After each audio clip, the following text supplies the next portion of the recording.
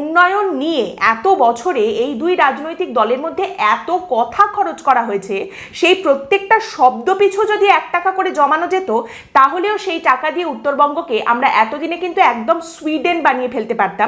কিন্তু দেখুন, উত্তরবঙ্গে উন্নয়নের ছবি বদলেছে কি বদলায়নি সেই নিয়ে প্রশ্ন থাকলেও উত্তরবঙ্গের রাজনৈতিক মানচিত্রে মনে হয় অল্প অল্প করে বদল দেখতে পাওয়া যাচ্ছে।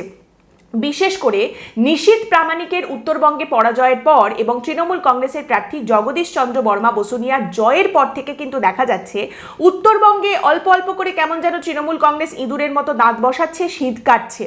উত্তরবঙ্গ, যেটা বঙ্গ বিজেপির কাছে অন্যতম শক্তিশালী ঘাঁটি হিসেবে পরিচিত হয়েছিল শেষ কয়েক বছরে, তো সেইখানেই কিন্তু অল্প অল্প করে দেখা যাচ্ছে যে তৃণমূল কংগ্রেস দাঁত বসাতে শুরু করেছে। আপনারা জানেন, সুমন কাঞ্জিলাল থেকে শুরু করে একদম সাম্প্রতিকতম জন বার্লা, তারা চলে গেছেন বিজেপি থেকে তৃণমূল কংগ্রেসে। তারই সঙ্গে অনন্ত মহারাজ, যাকে দিয়ে বিজেপি কিন্তু উত্তরবঙ্গে একটা হিসাব লাগানোর চেষ্টা করেছিল, কিন্তু সেটা মোটেই কাজে দেয়নি। বরং অনন্ত মহারাজ বিজেপিকে বারবার বিব্রত করেছেন, নানা রকমভাবে বেকায়দায় ফেলেছেন। এবং সেই কারণেই এই যে মমতা বন্দ্যোপাধ্যায় উত্তরবঙ্গ সফরে গেছেন, এইটা কিন্তু অন্যতম গুরুত্বপূর্ণ একটি ঘটনা। কারণ বছর ঘুরলেই নির্বাচন, আর উত্তরবঙ্গ থেকে এইবার কিন্তু বেশ কয়েকটা সিট তাকে পেতেই হবে, এইরকম আশায় বুক বাঁধছেন মমতা বন্দ্যোপাধ্যায়।